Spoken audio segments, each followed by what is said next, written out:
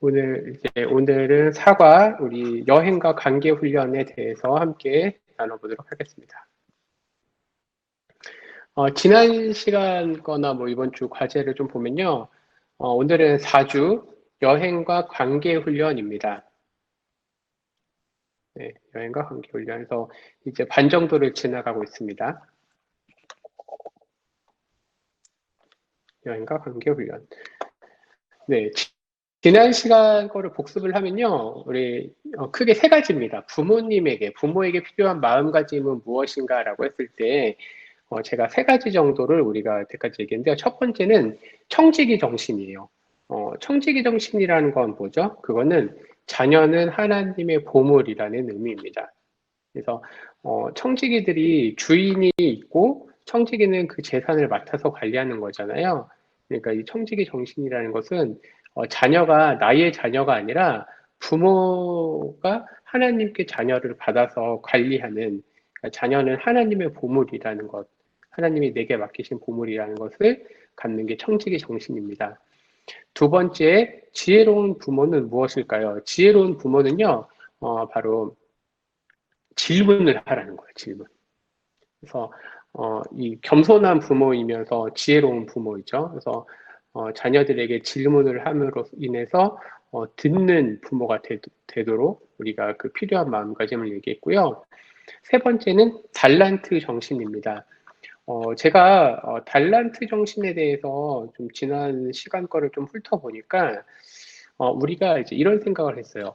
자녀가 어떤 달란트를 가지고 있는가도 되게 중요하지만 사실은 이 달란트 정신은요, 부모님에게 필요한 거예요.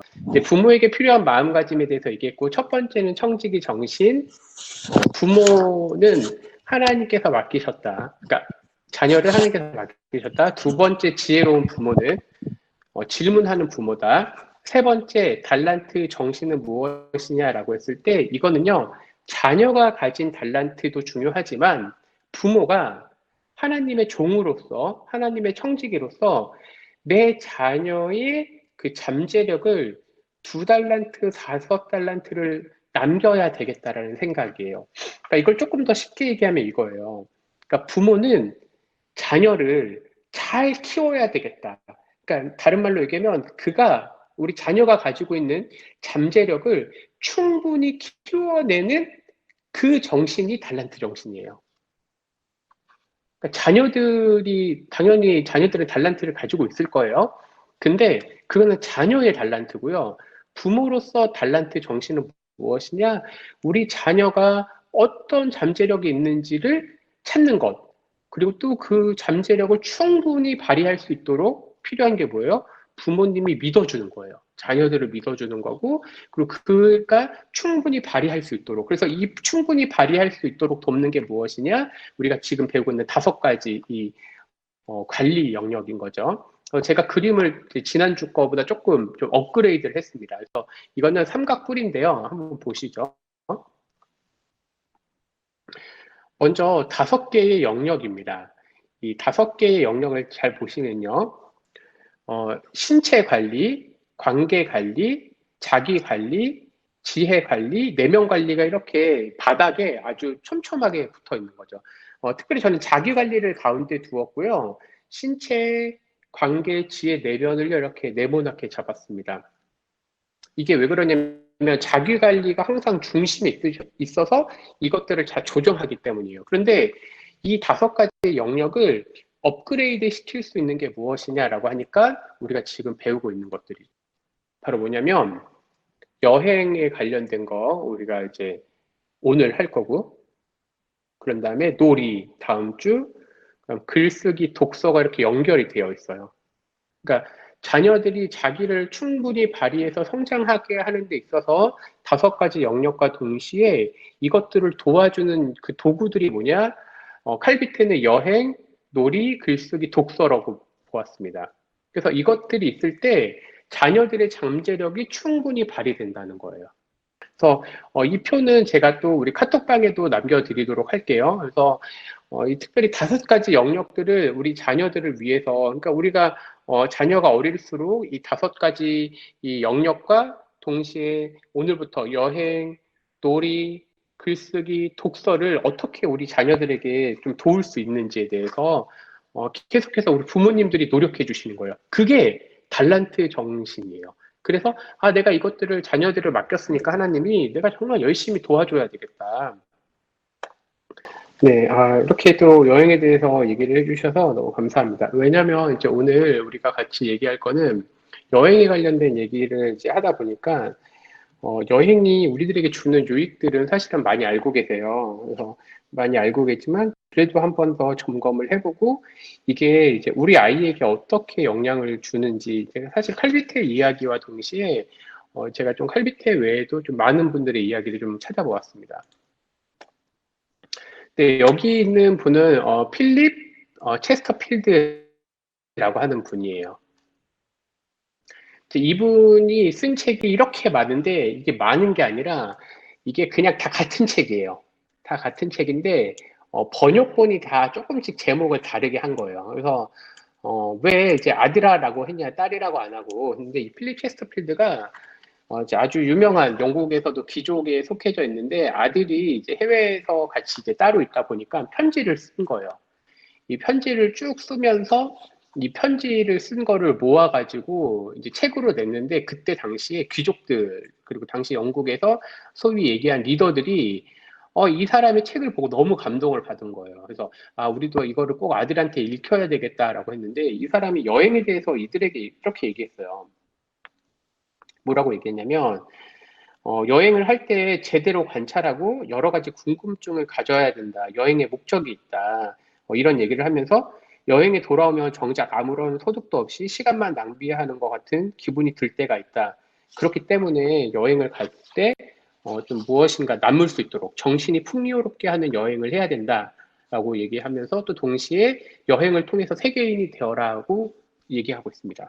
그러니까 이게 뭐냐면은 이제 제가 계속해서 이제 오늘 얘기하겠지만 여행뿐만 아니라 오늘은 나들이도 포함이 돼요. 그러니까 뭐 나들이 여행, 그러니까 아이들하고 계속 같이 다니는 것. 이것이 실제로는 큰 어떤 아이들의 성장에 도움이 되고요. 또 이것들이 관계 형성에도 아주 중요하다고 얘기가 되는 거죠. 그래서 이분에 대한 걸 좀 준비를 했고요. 이제 이분이 이제 자랐을 시대에 당시에 유럽에서는 그랜드 투어라고 했어요. 그러니까 그랜드 투어라는 게 뭐냐면요. 이제 돈 많은 귀족들이 엘리트 여행을 했던 거예요. 그러니까 지금 우리나라도 뭐 아시는 분 아시겠지만 80년대까지만 해도 우리나라가 이제 80년대 이전까지 해외를 나가려면 국가의 허락을 받고 되거나 이제 그랬거든요. 그러니까 이 유럽 시대 이제 유럽 17세기, 18세기에도 이제 돈 많은 귀족들이 엄청나게 이제 사실은 이제 더 나은 문화 어떤 인류학적인 도움을 받고 교육 여행을 하기 위해서 가다가 이게 뿌띠 투어라고 바뀌어요. 그러니까 뿌띠 투어라는 게 뭐냐면요.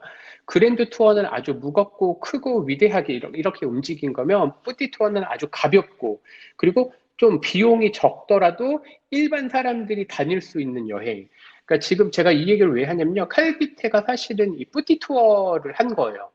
근데 거기에서 끝난 게 아니라 칼비테가 갔던 여행은요. 대부분 도보 여행이 되게 많았어요.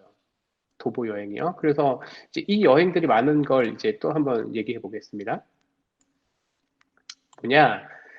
칼비테는 여행에 대해서 크게 5가지를 배우거나 이제 여행법을 해야 된다고 얘기를 했어요. 근데 이게 뭐냐? 첫 번째는 우리가 지난 시간에 배웠던 신체 관리를 했는데 1번 어릴 때 신체 관리 중 특별히 걷기를 통해서 여행이 가능한 건강한 몸을 만들었어요. 그러니까 계속해서 칼비트는 그 아들 칼하고 계속 어릴 때부터 다녔던 거예요. 근데 이게 어느 정도였냐면요.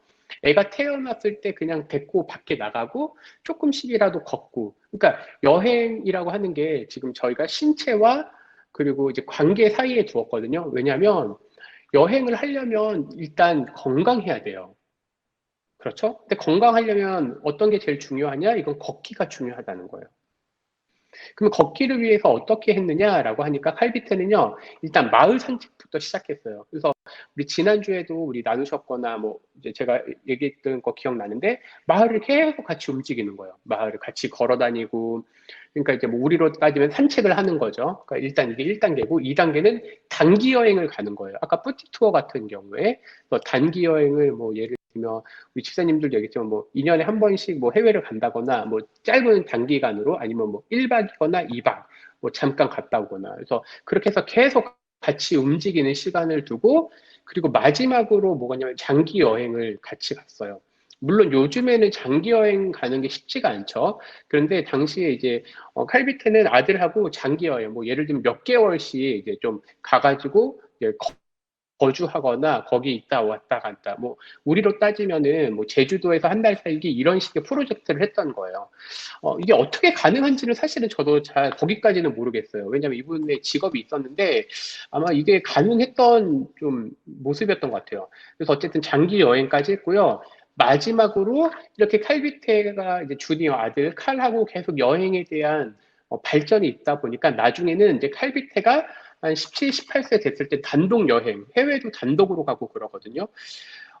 그러니까 이제 이런 것들을 통해서 지금 우리 아이랑 어떻게 움직이는 게 중요한지, 그러니까 이제 자녀들하고 계속 여행을 어떻게 가야 될지를, 그러니까 이제 아이들을 키우는 데 있어서 이제 단계별로 해보시는 거예요, 단계별로.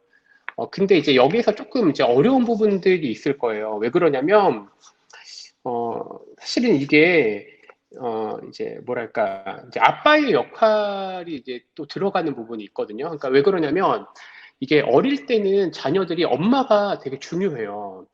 왜냐면 어머니랑 이제 애착이나 이런 게 돼 있기 때문에. 그런데, 근데 이제 아이들이 성장을 하면 엄마의 그 애착에서부터 독립되는 존재로 가게 되면서, 동시에 이제 남자아이들 같은 경우나 여자아이들이 독립성을 하는데 이걸 도와주는 게 이제 아버지의 역할이거든요. 그래도 다행인 게 뭐냐면, 이게 꼭 아버지가 없더라도 그 아버지를 대신할 수 있는 존재들이 있으면 돼요. 이제 제가 여기에서 이제 제가 잠깐 우리 중동부 얘기를 잠깐 하려고 하는데, 제가 중동부에서 트레킹을 하려고 했던 거, 그러니까 트레킹을 했던 이유가 뭐냐면, 이제 이게 다 연관이 돼 있어요. 뭐냐면, 이제 아이들이 이제 실제로 부모님들하고 아이들이 여행 가는 게 쉽지가 않거든요. 뭐 예를 들면 우리 윤현진 집사님도 우리 자녀들이 지금 어리잖아요. 근데 이제 조금 크고 초등학교 4학년, 5학년, 그다음에 우리 아이들도 6학년, 그다음에 중학교 가면은 아버지랑 관계가 이제 잘 맺은 아이들은 다행인데, 그렇지 않은 경우에, 그리고 아버지가 부재한 경우에는, 그러니까 그것들을 대체할 만한 게 필요한 거예요. 그래서 저희가 이제 중동부에서 그래서 이제 트레킹 같은 걸 했는데, 이제 그런 걸 통해서 아이가 이제 홀로 독립될 수 있는 존재로 도와주는 거죠. 그래서 그런 것들 때문에 하고, 이제 이 아이가 그게 사춘기 때 엄청 필요하거든요. 그러면 그것들이 있어야 되는데, 만약에 이게 어렵다, 만약에 엄마랑 여행을 이제 가는데 좀 불편해한다, 그러면 이거를요, 뭐 어디에 위탁을 해서 보내거나 아니면 교회 캠프나 이런 걸 보내는 것도 이유가 될 거예요. 그러니까 그렇게 해서 아이들하고 이게 또 지나고 나면 이제 그때는 또 아이들이 부모님하고 같이 가도 괜찮아요. 그래서 지금은 조금 어려운 시기라는 거. 이건 좀 뒤에 있다 또 얘기를 해야 돼요. 그 다음에 세 번째는 뭐냐. 여행지를 교육의 현장으로 썼어요. 이제 물론 이제 나이대마다 조금씩 다르긴 하거든요. 근데 이제 다르긴 하지만 자연과 뭐 어쨌든 지금은 이제 칼비테가 했던 걸 얘기하면 자연 관찰을 하는 거예요. 그래서 자연 관찰을 하게 되고, 근데 여기서 끝나지 않아요. 항상 칼비테는 첫 번째는 자연을 가리키고 그 다음에 사람에 대한 관심을 두게 해요. 그러니까 가서 여인이 가서 사람을 보게 해요. 그리고 마지막으로 사물을 보게 하는 거예요. 그래서 박람회장이나 이제 우리가 박물관이나 이런 데 가죠. 근데 대부분 우리가 이제 초등학교 저학년일 때는 부모님들이 아이들과 그러니까 박물관이나 이런 거 가는 걸 좋아하는데, 사실은 그거는 어떻게 보면 조금 나중에 하셔도 돼요. 먼저는 자연에 대한 것, 그리고 사람에 대한 관찰, 그러니까 뭐 시장을 간다거나 뭐 이런 것들, 사람에 대한 관심을 갖게 하고, 그리고 마지막으로는 아이가 이 사람을 넘어서서 사물이나 여러 가지, 그리고 역사를 배울 수 있게끔 뭐 이런 것들을 하게 되는 거죠.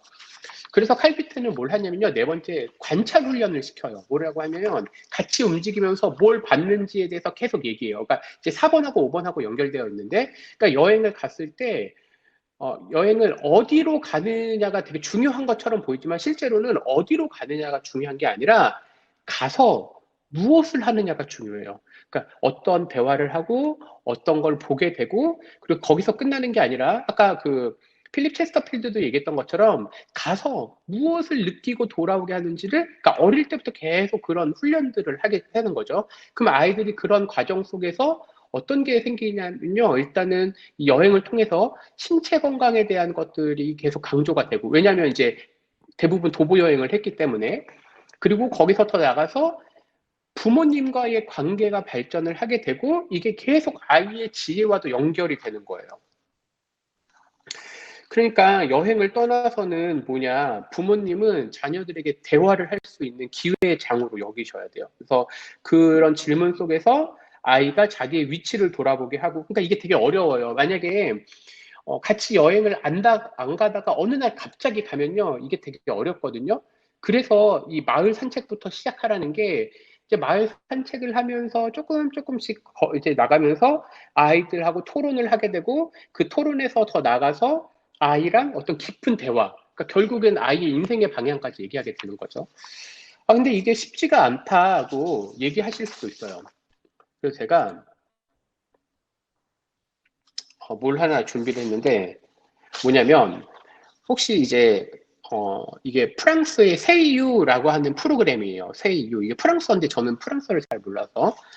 프랑스의 세이유 프로그램이라는 게 있는데, 이게 뭐냐면은 걷는 여행이에요. 걷는 여행. 제가 그래서 일부러 지금 이 사진도 걷는 여행을 두었거든요. 이게 무슨 얘기냐면, 세이유라고 하는 프로그램이 프랑스에 이제 소년 범죄자들 2명씩 짝을 지어서 약 한 2,000km 이상을 걷게 해요. 2인 1조로 해가지고. 그러면 대부분 아이들이 뭐 해요? 처음에 짜증을 내요. 여길 왜 왔냐? 우리 아까 뭐 우리 집사님도 얘기했지만 유한이 같은 경우에도 인터넷이 안 된다 막 이렇게 하고, 또 다른 친구들도 막 그런 얘기를 하게 됐는데, 근데 이게 단기 여행에서는 그렇게 하고 끝날 수가 있는데, 이게 2,000km 이상, 그러니까 이거는 뭐 우리 아이들한테 해당되는 건 아니지만 어쨌든 청소년 아이들이 한 2,000km를 걷게 하면서 계속 걷게 하는 거예요. 근데 걸으면 뭐 하죠? 걸으면 생각하게 돼요. 그리고 걸으면서 생각하게 되고, 거기에서 혼자 걷지만 2인 1조죠? 그러면 그 걸으면서 뭐 하게 되죠? 생각하게 되고, 생각하다가 대화를 하게 되고, 그 대화를 하다가 아이들이 삶에 대한 의미를 깨닫게 된다는 거예요. 실제로 프랑스에서 이 프로그램을 했는데요. 이 범죄자들, 청소년 범죄자들인데 재범률이 일반 아이들이 85%가 나와요. 재범. 그러니까 이제 감옥에 간 애들이 또다시 범죄를 일으킬 이유가 85%인데, 이 프로그램에 참여하는 아이들이요, 15% 정도 떨어진다고 해요. 무슨 얘기냐면 아이들이 15세에서 18세 청소년들이 인생을 막 살았다는 거예요. 우리나라 사춘기 아이들처럼 그 프랑스 아이들도 그렇게 된 거예요. 근데 이 도보 여행, 국토순례나 이런 것들을 보내가지고 아이가 엄청 힘들죠. 그런데 그 몇 개월 동안 아니면 몇 주 동안 그걸 보내서 아이들이 거기에서 생각한다는 거예요. 내가 이렇게 살면 안 되네. 진짜 삶의 의미가 뭐지? 그러니까 거기서 아이들이 뭐예요? 다시 범죄할 수가 없다는 거예요. 왜냐면 삶의 의미를 깨닫게 되고. 거기서 뿐만 아니라 아이들이요, 다른 사람들에 대해서 생각하게 돼요. 다른 사람을 도와야 되는구나. 또 이런 얘기를 합니다. 여행은요, 그래서 아까 우리 집사님들 중에 아이들이 여행 가서 뭘 배우냐면요, 여행은요 결핍과 어려움을 배우는 거예요. 그러니까 만약에 우리 집사님들이, 이제 부모님들이 진짜 아이들하고 여행을 가려면 그냥 여행에 관련된 책을 한번, 그러니까 어디 가는, 뭐 예를 들면 뭐 제가 베트남 같은 경우에는 이제 베트남을 제가 한 2년 동안 한 4번을 간 적이 있어요, 성격 때문에. 그래서 베트남 관련된 책을 봤는데, 그런 거 말고 여행 자체에 대한 책을 한번 보세요. 여행이 주는 의미나 이런 거를. 그러면은 여행은 결핍과 어려움을 겪는 게 당연한 거예요. 그리고 그 결핍과 어려움을 통해서 아이들이 거기에서 삶에 대한 고마움, 감사, 의미를 깨닫는다는 거예요. 그래서 여행은 뭐예요? 아이들을 성장시켜요. 제가 조금 다시 좀 얘기를 좀 해보면요, 이런 거예요. 이제 교회가 캠프 같은 거를 하잖아요. 그러면 교회 캠프가 사실 쉽지가 않거든요. 교회 캠프가 쉽지가 않은데, 근데 그런 것들을 통해서 아이들이 가서 단체 생활들을 하고, 뭐, 불편하죠. 근데 그거 자체가 주는 거예요, 의미를. 아이들이 와서, 아유, 힘들었어요. 근데 그게 아주 중요한 거예요. 그래서 저는, 이제, 원래는 이제 저희 중동부에서, 뭐, 자꾸 제가 중동부 얘기만 해서 죄송하긴 하지만, 트레킹을 원래 시작하려고 했던 게 마지막에는, 사실 국토순례나 이런 거를 좀 하려고 했던 거거든요. 왜냐면, 아이들이 지금 이 시대에 너무 풍요로운 삶을 살아가는 것과 동시에, 삶에 대한 의미를 잃어버리고 아니면 그걸 찾아야 되는데 그걸 좀 동시에 할 수 있는 프로그램을 좀 해야 되겠다라고 했는데 이제 코로나 때문에 좀 어렵지만 그래서 좀 다시 요거를 어떻게 좀 이제 온라인에서도 할 수 있을까 좀 그런 고민을 좀 하고 있습니다. 네, 이 프랜시스 베이컨이라는 사람이 이런 얘기를 했어요. 여행은 나이 든 사람에게는 하나의 경험에 불과하지만 나이 어린 사람에게는 최고의 교육이 된다고 얘기하고 있어요.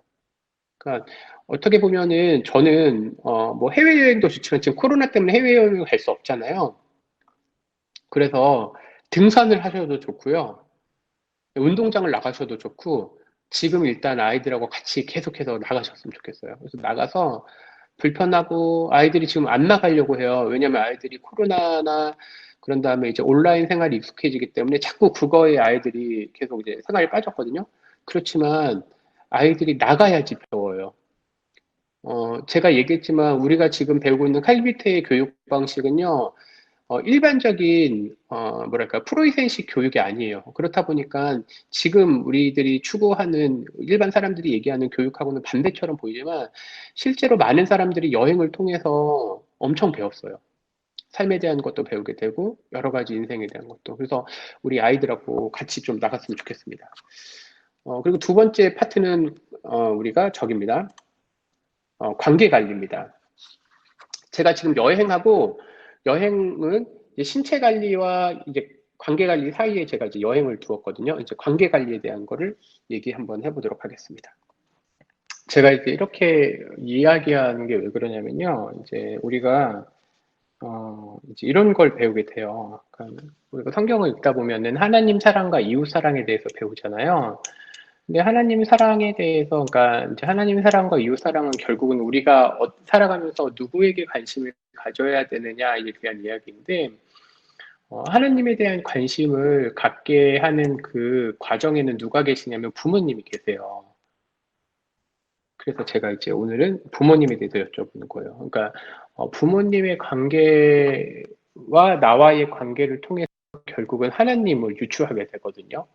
물론 그 과정에서 이제 처음에요. 나중에는 이제 자신이 좀 잘하고 또 여러 가지 어떤 부모님 외에 다양한 어떤 왜곡되었던 혹은 내가 알지 못했던 것들을 알면서 이제 나이가 들면서 하나님을 이제 더 정확하게 알게 되고요. 자녀들이 그러니까 지금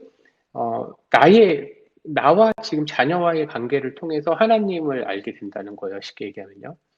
두 번째는 또 뭐냐면요. 친구와의 관계. 뭐 여기서 친구는 어떻게 보면은 이제 요즘에는 학교나 아니면 주변에 있는 사람들인데 그 친구들을 통해서 이웃이 누구냐, 이웃을 어떻게 섬겨야 되느냐를 배우게 되는 거예요. 그러니까 하나님 사랑과 이웃 사랑에서 우리의 관심이 하나님과 이웃이라고 얘기했잖아요. 그러니까 지금 우리 자녀들은 부모님과의 관계를 통해서 하나님을 알아가고 우리 지금 자녀들이 지금의 친구들을 통해서 이웃을 어떻게 알게 되고 인식하게 되는지를 배운다는 거죠. 여기서 책 한 권을 제가 소개해 드릴게요. 무신론의 심리학이라는 책이 있어요. 이 책은 뭐냐면은 여기 제목을 보시면은 이렇게 써 있습니다. 아버지의 부재와 무신론의 신학. 예, 여기에서 이 폴비치라고 하는 사람이 얘기하는 게 뭐냐면 결함 있는 아버지 가설이에요. 혹은 죽은 아버지 증후군. 쉽게 얘기하면 이거예요. 아버지와의 관계가 나쁜 자녀들이 무신론자가 될 확률이 높다는 얘기예요. 대표적인 얘기가 뭐 니체나 프로이드나 휴 러셀, 그러니까 우리가 많이 알고 있는 그런 철학자들이 대부분 아버지와의 관계가 좋지 않았다는 거죠.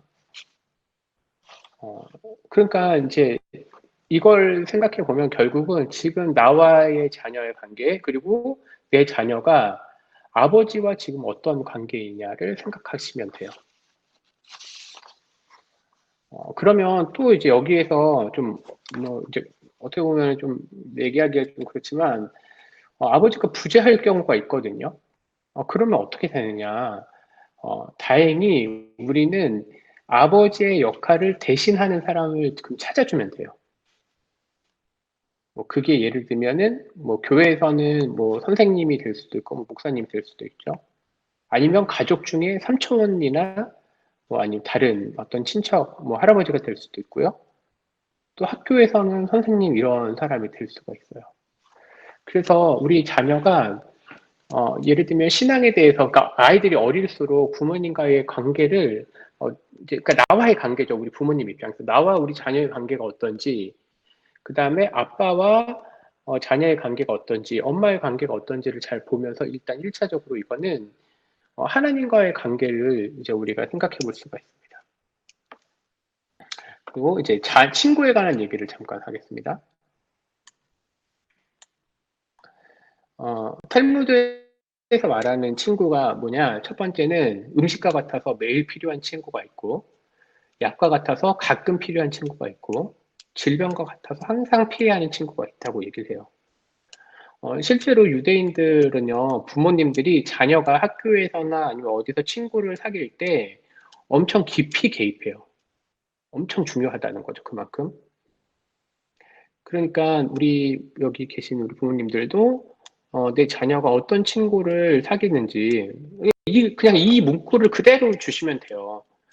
너가 음식같이 필요한 친구냐, 아니면 약과 같아서 가끔 필요한 친구냐, 아니면 병과 같아서 질병 같아서 피해야 할 친구냐, 너가 정말 잘 선택을 해라 라고 얘기를 해야 되죠. 이제 다시 좀 제가 부모님 얘기를 할게요. 그러니까 이제 관계에 관한, 오늘 관계 관리에 관한 얘기를 하고 있는데, 관계가 왜 중요하냐, 이게 지금 자녀 교육하고 연관성이잖아요. 이제 제가 이거 우리 옛날 중등부 때 했던 건데, 중등부 여름 수련회 때 우리가 봤던 건데, 이제 지난주에 했던 얘기랑 하는 거예요. 아이들이 이제 자기의 꿈을 찾아간단 말이에요. 잠재력을 발휘하는 시점에서. 그러면 처음에는 이제 아이들이 좋아하는 것을 우리가 추천해주고 싶어요.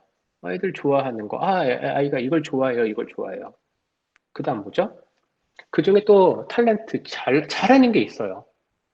그러니까 좋아하고 잘하는 거 정도면 우리는 한 요 정도로 만족해요. 그러면 이 아이는 이게 꿈인가 보다, 이거 할 수 있나 보다. 근데 거기서 끝나면 안 돼요. 항상 가치가 있어야 돼요. 왜냐하면 아이들이 가치를 만약에 돈이나, 그러니까 부모님이 자녀들을 가르칠 때 돈에서나 이걸로만 얘기를 하면요, 아이들은요 결국에는 자기 삶을 어느 순간에 돈이 안 된다고 그러면 거기에 가지를 않아요. 그러니까 이 방향이죠. 그러면 이거를 지난주에 했던 얘기랑 비교를 해볼게요. 좋아하는 게 뭐냐면요, 이게 플레이나 펀 얘기했죠, 지난주에. 플레이나 펀. 두 번째, 아이들이 잘할 때 패션, 열정이 있어요. 그리고 플로우 했던 몰입하게 된다는 거예요. 그리고 이게 목적이 있어요. 퍼포즈. 즉, 여기에서, 진짜 내가 이거를 해서 무엇을 해야 되겠다. 그럴 때 뭐가 있다고 그래요? 저희는 이제 스파크가 있다고 그래요. 그러니까 아이가 이제, 그럼 이게 확실한 거예요. 그럼 얘는 정말 이 길로 가도 되겠다고 느끼는 거예요. 그런데 여기서 왜 관계 얘기가 나오냐? 중요한 건 이거예요. 중요한 건. 지지하는 관계가 있어야 돼요. 왜냐면요, 아이들이 그 꿈을 향해서 갈 때 다 그 꿈을 이루나요? 다른 말로 얘기하면 우리가 과거에 꿈꿨던 걸 지금 정말 이루는 분들이 얼마나 될까요? 많지가 않거든요. 그리고 단기간에 이거를 이루는 분들도 많지가 않아요. 그러니까 실패할 수 있다는 거예요. 넘어질 수 있다는 거예요. 근데 그때 제일 중요한 게 뭐냐면요, 릴레이션십, 즉 관계, 특별히 부모님이 있는 아이들이 회복 탄력성을 갖고 있다고 해요. 회복 탄력성. 여기서 말하는 회복 탄력성은 어떤 거냐면요, 스프링 같은 거예요. 그러니까 아이가 자기의 꿈을 향해서 쭉 나아갈 때 이게 잘 안 되거든요. 실패할 수 있거든요. 대학을 간다고 했을 때 뭐 재수를 할 수도 있고요. 뭐 예를 들면 어떤 곳에 이제 이력서를 넣었는데 떨어질 수가 있어요. 근데 이때 아이들이 쓰러진단 말이에요. 근데 그때 중요한 게 뭐냐면요, 회복 탄력성이에요. 아, 내가 이걸 이길 수 있어. 내가 이번엔 실패했지만 다음번엔 할 수 있어. 그걸 지지해주는 게 누구예요? 부모님이라는 거예요. 그러니까 부모님하고 관계가 좋은 건요, 부모님이 왜냐면 부모님과의 관계가 좋은 아이가 회복 탄력성, 즉, 자기가 실패하고 넘어져도 다시 일어날 수 있는 힘이 있다는 거고, 동시에 지속적인 지원을 해줄 수 있다는 거예요. 그리고 마지막, 이거는 이제 저희가 이제 마지막 주에 7주 차이 할 건데 미래 교육하고 연관되어 있어요. 이게 왜 중요하냐면요. 오늘 제가 이제 어떤 고등학교 친구랑 얘기를 했는데 얘 꿈이 이제 체육학과를 간다고 이제 한단 말이에요. 체육학과를 간다고 했는데 이제 재활 체육도 있고 사회 체육을 한다고 했죠. 근데 걸리는 게 있어요. 뭐냐면 이번 코로나 터졌을 때 지금 많은 체육관들이 다 문 닫았잖아요. 그러니까 아이들이 그러니까 그 직업을 가진 사람들이 먹고 살 수가 없는 거예요. 또 뭐가 있죠? 예를 들면 재활할 수 있는 재활 프로그램에 참여할 수 있는 뭐 복지사거나 아니면 그런 여러 가지 직업을 가진 뭐 재활학과 관련된 체육 활동을 하는 사람들이 있는데 어 이제 실제로 이건 뭐 뉴스에도 많이 있겠지만 지금 이제 사람들이 안 도와줘도 로봇 옷을 입고 웨어러블이나 옷을 입으면 재활 교육을 안 받아도 이걸 할 수가 있다는 거예요. 그러니까 다른 말로 얘기하면 아이들이 그 꿈을 찾아가는 데 있어서 이게 지속 가능하지 않은 부분들이 분명히 있다는 거예요. 그러니까 이걸 걸러내줘야 돼요. 누가요? 그걸 부모님이 해주셔야 되는 거죠. 그래서 이거에 대한 거는 제가 뭐 7주차 때 또 다시 좀 얘기하겠지만, 이제 결국엔 이거예요. 오늘 이제 릴레이션십 R에 대한 건데, 부모님하고의 그 관계가 결국 실패했을 때, 넘어졌을 때 회복시킬 수도 있다는 거예요. 그래서 아까 얘기했지만 우리 집사님들이 부모님과의 관계가 어떠세요? 라고 얘기했는데 이제 쭉 나누신 걸 제가 적었거든요. 뭐 어떨 땐 힘들었다, 어떨 땐 좋았다고 얘기하는 거는 뭐냐면은 그런 관계들을 부모님과 맺었기 때문에 지금 집사님들이 건강하게 자라온 거예요. 그리고 때로는 힘들었어요. 그런데 그 힘든 과정을 이겨내신 거예요. 그래서 나라고 하는 사람이 지금 이 나이에 흔들리지 않고 살아갈 수가 있는 거예요. 이게 그래서 부모님과의 관계, 친구와의 관계가 중요하다는 거죠. 자, 그런데 여기에서 요 얘기를 하고 이제 좀 마무리를 하려고 하는데, 특별히 사춘기 아이들에 들어가면요, 부모님과 자녀가 대화가 단절되는 경우가 종종 있습니다. 왜 그런가요? 이거는요, 어릴 때, 그러니까 사춘기 이전에 자녀와 감정 통장, 그러니까 뭐냐면은 이게 서로 통장은 돈을 넣어주는 거잖아요. 감정에 대한 플러스를 계속 시간하고 노력을 쌓아줘야 돼요. 더 쉽게 얘기를 해볼게요. 만약에 어릴 때 내가 너무 일하는 게 바빠서 자녀들하고 시간을 못 보냈어요. 그러면 감정 통장에 돈이 많을까요? 적을까요? 적게 되죠. 그러면 이럴 때 자녀들이 사춘기가 되고 어떤 문제가 발생하고 이제 단절이 떨어지려고 했을 때 감정 통장에 그래도 돈이 좀 있는 사람들은 이 어려움을 극복해 가는 거예요. 좀 버텨요. 그러고 나서 회복 탄력성까지 연결이 돼요. 근데 만약에 감정 통장에 그 돈이 없어요. 잔금이 없어요. 그럼 사춘기 때 이 관계가 거의 끊어지게 돼요. 그럼 이 친구들이 회복 탄력성을 가져야 돼서 이제 20대가 돼서 실패하고 이럴 때 이겨내야 될 힘이 있는데 그때 아이들이 그거를 이기지를 못하고 주저앉는다는 거예요. 그래서 우리는 이거를요, 뭐 부모님을 통해서 그리고 또 하나 친구들을 통해서도 얻을 수 있고 우리 또 교회나 또 학교에서도 얻을 수 있어요. 감정 통장은 그래도 다행인 게 부모님한테만 책임이 있는 건 아니에요. 여러 요소가 있으니까 그래서 관계에서는 오늘 특별히 두 요소 첫째는 부모님과의 관계, 두 번째는 친구와의 관계를 아주 신경을 쓰셔야 된다는 거죠. 이제 결론을 해보겠습니다. 한 아이가 세상을 인식하는 데 있어서 이 세상을 인식하는 틀을 갖게 됐거든요. 근데 그 틀을 갖게 되는 가장 기초적인 게 뭐예요? 부모님하고 친구예요. 그래서 부모님하고 친구의 관계가 좋은 친구들이 세상을 이제 인식했을 때 하나님을 사랑하고 이웃을 사랑하고 결국 이게 세상을 이해하는 거거든요. 이걸 이해할 때에 그 틀이 든든하게 되는 거예요. 그리고 그 친구들이 결과적으로 봉사까지 하게 돼요. 섬김과 헌신을 하게 된다는 거예요. 다른 말로 얘기하면요. 죄송한 얘기지만 부모님과의 관계가 나쁘고 친구와의 관계가 나쁜 친구들은요. 세상을 인식하는 틀이 좁거나 왜곡되었기 때문에 결과적인 거는 세상을 섬기는 게 아니라 세상을 괴롭히게 되는 거예요. 우리가 뉴스에서 너무 많이 보고 있거든요. 결론을 내리겠습니다. 두 가지예요. 이제 결론, 진짜 결론. 첫 번째, 자녀와 잦은 여행이나 나들이를 가자. 이번 주에 한번 꼭 해보세요. 두 번째, 나는 자녀에게 어떤 감정 통장의 잔고를, 이렇게 얘기할게요. 자녀에게 꾸준히 적금을 부으세요. 어떤 적금이요? 돈이 아니라 감정 통장의 적금을 부으세요. 그래서 내가 아이랑 계속 대화하고, 그러니까 보세요. 여행이랑 떨어질 수가 없어요, 관계가. 나들이랑, 왜냐하면 부모님들도 바쁘고 자녀도 바쁘단 말이에요. 나이가 좀 먹으면. 그러면 약속을 내서 시간을 다른 걸 정리해서 같이 있는 시간을 억지로 만들어야 돼요. 그게 여행하고 나들인 거예요. 아이들하고 이제 특별히 아버지랑 아빠랑 아들의 관계를 이제 특별히 이제 두 명이서 여행 가는 거나 둘이 좀 같이 엄마랑 좀 분리돼서 같이 다니는 게 사실은 장기적으로 중요한 것 같아요. 왜냐하면 이제 아이들이 사춘기를 이제 들어가는 시점에서 사춘기 나와서부터는 이제 아이가 완전 이제 남자가 되거든요. 근데 그 남자의 가장 좋은 모델을 아버지를 통해서 항상 찾기 때문에 그래서 뭐랄까 얘기했던 거고요. 뭐 딸은 또 딸대로 우리 부모님들이 되게 좋은 방법을 하고 계시는 걸 제가 들으니까요. 네, 오늘은 우리 여기까지 강의를 하도록 하겠습니다. 또 오랜 시간 동안 참여해 주셔서 감사합니다.